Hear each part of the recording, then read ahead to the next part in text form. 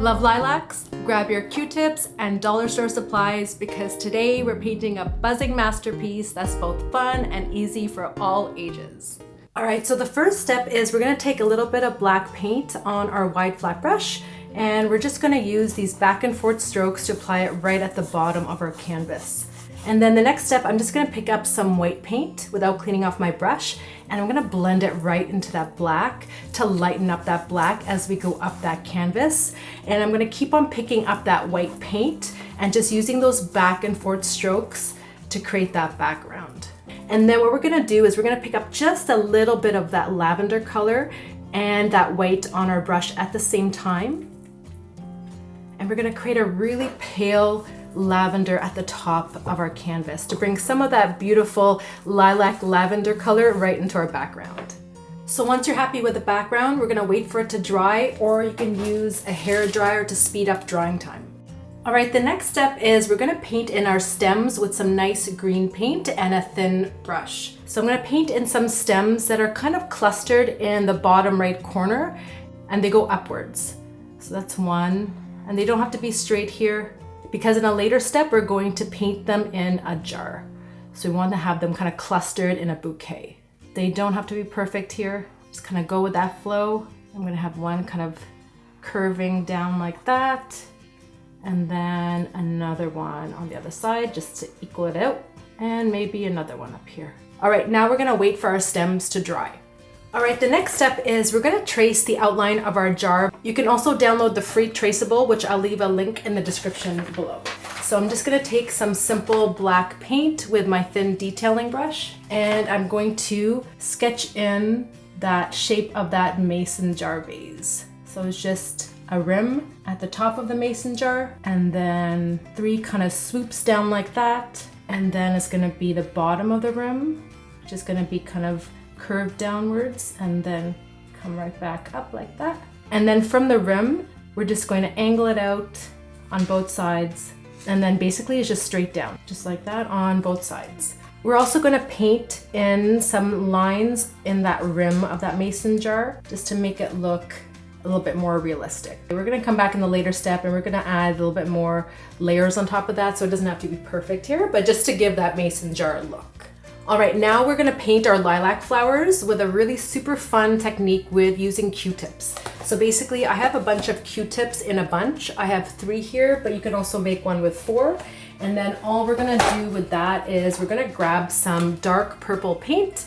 We're going to dab it in our palette, just like that. And then we're going to start painting in our lilac flowers. So I'm going to choose my stems where I want my lilac. So for example, I'm going to start on this one right over here. And I'm going to start at the base of our flower. The base of our flower is going to be right about here. And now the shape of a lilac flower reminds me of corn on the cob. And this is super fun and relaxing using these Q-tips. Just kind of dab away. And if you want to go ahead, if you find you're not getting a lot of control with having 3 Q-tips, you can just switch over to a single Q-tip, especially for the top of the flower. So I want to make sure it's nice and round at the top, and the widest part of the flower is going to be at the bottom. And then we're just going to repeat the same thing on our other stems. So you can pick and choose here where you want your flowers to go and how big you want them. So this one I'm going to start a little bit higher up on the stem, and I'm just going to dab away in that same shape. So wider at the bottom and then more tapered towards the top, and leaving it with like a rounded top. And another thing to note here, you might find that your Q-tips become kind of frayed and it's hard to control them. You can just flip them around and use the other side or grab some other Q-tips. So that's just a tip.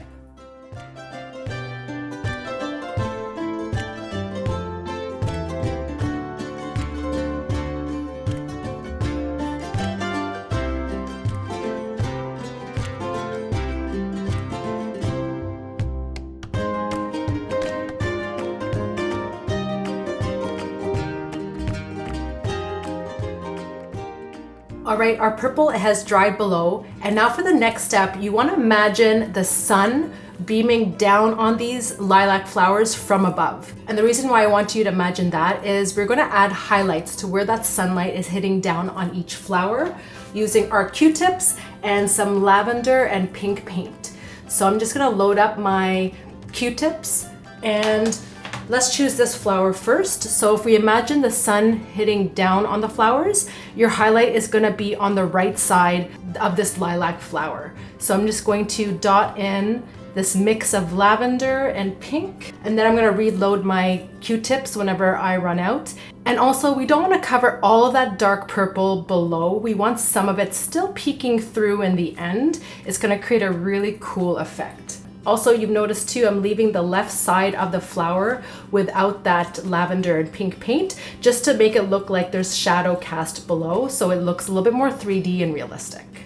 And then we're just gonna repeat for all the other flowers. So this flower here, we're gonna do the same thing. We're gonna add a mix of that purple and pink on the right side of the flower without covering all that dark purple below.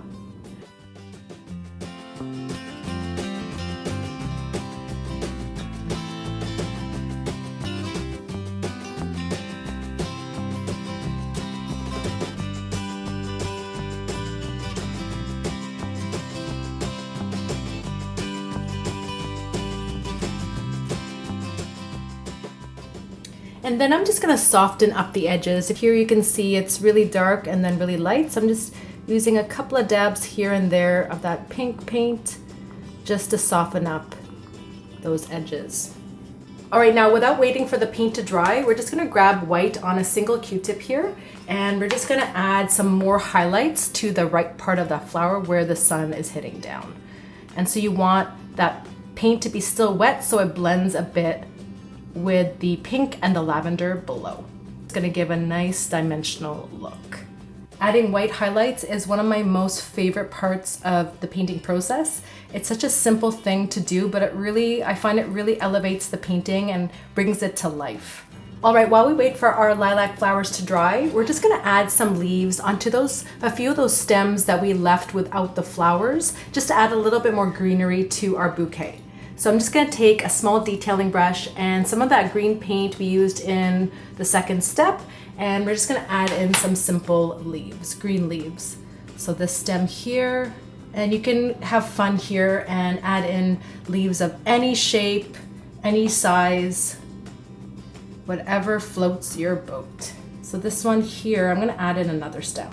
And this one I'm gonna add small little tiny leaves, almost like branches.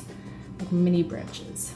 And you can also use different types of green here too to give even more variation. So you can use a darker green, you can use a lighter green for your leaves, or you can use the same one to keep it super simple.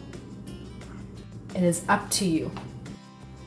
All right, now we're gonna continue on with our jar. So what we're gonna do is we're gonna pick up some black paint on our small detailing brush, and we're gonna add a nice simple heart right in the middle of our jar. I love adding hearts to my paintings. It's great for Valentine's Day or even just because. All right, for the next step, we're just gonna add in some reflection lines for the jar so it looks like it's clear glass. So we're gonna add one at the rim. So just basically unline like that on either side of the jar. Just looks like it's nice and rounded. And then we're gonna have some coming down. Like that. Can be kind of rounded at the top too, just to show the curvature of that glass jar like that. And we'll do the same thing on the other side.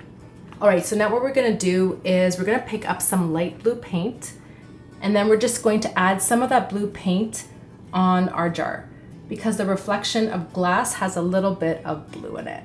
So I'm basically adding that blue paint wherever I've created those black lines on that jar.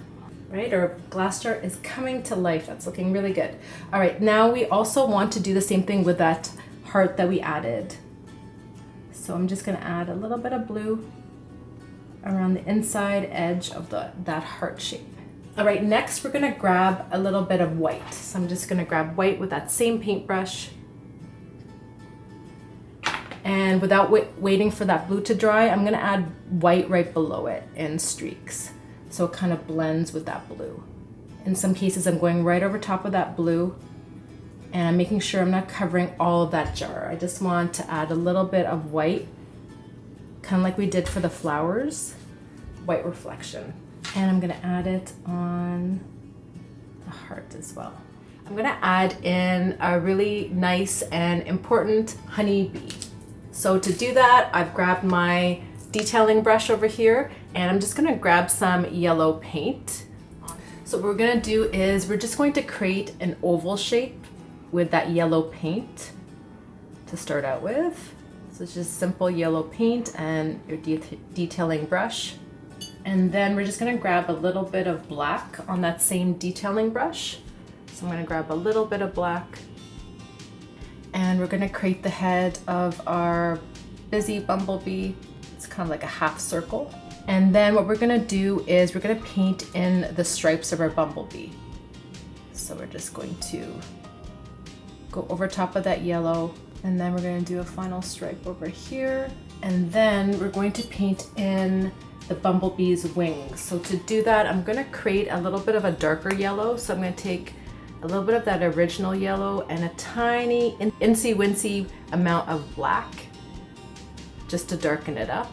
Start in the middle of the bumblebee's body and paint a wing shape, kind of like that. It's kind of like a abstract heart shape. And then the second wing is kind of hidden behind the first one.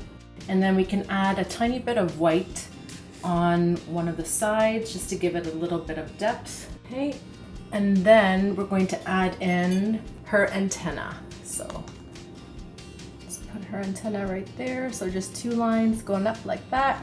And then just a couple of legs ready to land down on our lilac flowers. And we're gonna add a final detail. So we're telling a little bit of a story about this bumblebee, how it's kind of buzzing around the lilac flowers. And so we're going to show the path that this honeybee took. And we're gonna get a little bit creative with it too. So we're just gonna make these dashed lines with that black paint with our same detailing brush.